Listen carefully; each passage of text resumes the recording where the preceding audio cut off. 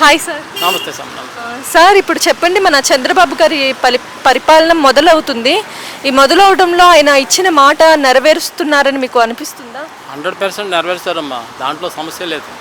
ఇంచేతంటే జరిగిన సంఘటనను బట్టి ఆయన పవన్ కళ్యాణ్ గారు చేర్చుకోవటం, పవన్ కళ్యాణ్ గారు ఏమో జైలుకి వెళ్ళి ఆయనకి భరోసా ఇవ్వటం, ఇదంతా కూడా ఖచ్చితంగా ప్రజలకి 100% మేలు జరుగుతుంది.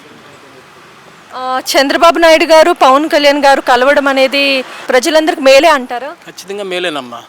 ఇంచేతంటే ఇద్దరు కోయిన్సైడ్ అయ్యి ప్రజలకు ఏం కావాలి, ఏ విధంగా అవసరాలు తీర్చాలన్న దృక్పథంలో ఉన్నారో అదేవిధంగా వాళ్ళు చేసే ఉద్దేశంలో ఉన్నారు. ఆ ప్లాన్ ప్రకారంగా జరుగుతుంది. అది అమరావతి పైన డెవలప్మెంట్ ఎలా అవుతుంది అంటారు? కానీ ఈ 5 సంవత్సరాల్లో కాకుండా ఇంకొక 5 సంవత్సరాలు కనుక ఇదే కంటిన్యూగా ఈ ప్రభుత్వానికి కనుక ఉంటే కనుక డెఫినెట్గా మన ప్రజలకి మేలు జరుగుతుంది. 100% డెవలప్మెంట్ కూడా అవడానికి అవకాశం ఉందమ్మా. ఇప్పుడు దాకా మన జగన్ గారి పరిపాలన 5 సంవత్సరాల దాకా ప్రభుత్వానికి కానీ ప్రజలకు కానీ మేలు జరగలేదంటారా? మేలు జరగటం అంటే అసలు 100% జరగలేదు.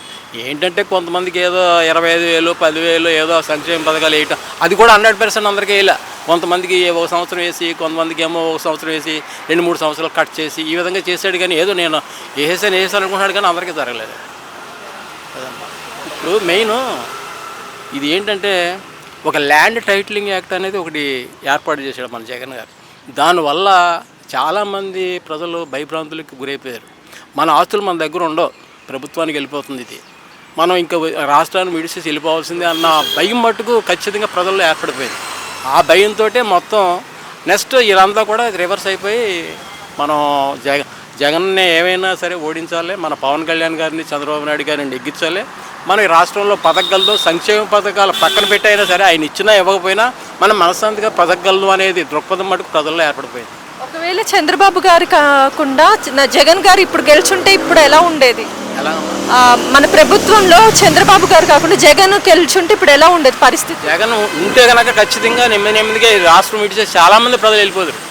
అసలు రోడ్ల మీద నడవలేకపోతారు, బతకలేరు వాళ్ళు. అసలు ఇంకా మొత్తం అందరినీ తీసుకెళ్ళి జైల్లో పడేస్తాం, లేదా ఇంకో రకంగా చేసేద్దాం. అదమ్మా పరిస్థితి. అంటే చంద్రబాబు నాయుడు గారు గెలవడం అనేది ప్రతి ఒక్కరికి ఊపిరి పీల్చుకున్నట్టు అయిపోయింది. ఖచ్చితంగా ఊపిరి పీల్చుకున్నట్టు అయ్యింది. మనశ్శాంతిగా పడుకుంటున్నారు వెళ్ళి అలా. కాకపోతే ఏ రోజుని మనం ఏ మాట మాట్లాడితే తీసుకెళ్ళి దాంట్లో పెట్టేస్తారన్న భయం మట్టుకు ప్రజల్లో ఏర్పడిపోయింది బాగా. అది ఒకటేనా బాగా జరిగింది. 100% ప్రజలు కూడా ఆదృక్పథంతో వేసారు. చివరి వరకు కూడా వాళ్ళు ఎవరికి వేస్తారనేది కూడా ఎవరు చెప్పలే. చెప్తే మళ్ళీ ఇబ్బంది అవుతుందని ఉద్దేశంతో భయం మన తీసుకెళ్ళి దాంట్లో పడేస్తాడేమో అని భయపడిపోయి వాళ్ళ మట్టుకు ఖచ్చితంగా కామ్గా వేసేసారు మొత్తం. జగన్ గారి పరిపాలన అంత భయాందోళనకరంగా భయంకరంగా ఉందని అంటారు. ఖచ్చితంగానండి, భయపడిపోయారు అందరూ. బయటకు వస్తే మనల్ని తీసుకెళ్ళి దాంట్లో పడేస్తారో, ఒకసారి ఎక్కడన్నా జగన్ మనం ఏమన్నా మాట్లాడితే కనుక తీసుకెళ్ళి దాంట్లో పడేస్తాడన్న మాటకు మటుకు వచ్చేసింది. ఇవన్నీ పడగొడతలే కదమ్మా, ఎక్కడ చూస్తున్నా బిల్డింగ్లు ఏంటో ఇవన్నీ పడగొట్టడమే కదా. ఇప్పుడు శుభ్రంగా హాయిగా ఎన్ని అన్న క్యాంటీన్లు అన్నీ మళ్ళీ తయారైపోతున్నాయి. అందరికీ 5 రూపాయలు భోజనం పెడతాడు, బ్రహ్మాండంగా చేస్తాడు. కాకపోతే టైం పడుతుంది. మనకేంటంటే ఆర్థిక వనరులు లేవు, అన్నీ మొత్తం కొలాప్స్ అయిపోయినాయి. ఇప్పుడు నెమ్మదిగా చేయగలుగుతాడు. అన్నీ ఆయన సంక్షేమ పథకాలు ఇస్తున్నారు, కానీ నెమ్మదిగా అవుతాయి. ఒకేసారి ఎన్ని అవ్వాలంటే అవ్వవు కదమ్మా. కానీ ఖచ్చితంగా చంద్రబాబు నాయుడు గారు ఇచ్చిన మాట నెరవేరుస్తారన్న మట్టుకి అది మట్టుకుంది, నెరవేరుస్తారు 100%. కాకపోతే టైం పడుతుంది కొంచెం. వీళ్ళందరినీ సెటిల్ చేసుకుంటే టైం పడిపోతుంది కదా. వీళ్ళు ఒక పక్కన డెవలప్మెంట్, ఒక పక్కనేమో వీళ్ళు దోసేసిన ల్యాండ్ అదంతా కూడా బయట తీయాలంటే చాలా ఇబ్బంది అయిపోతుంది కదా వాళ్ళకని. కంపల్సరీగా వాళ్ళ అన్న కార్యక్రమాలన్నీ కూడా నెరవేరుస్తారు.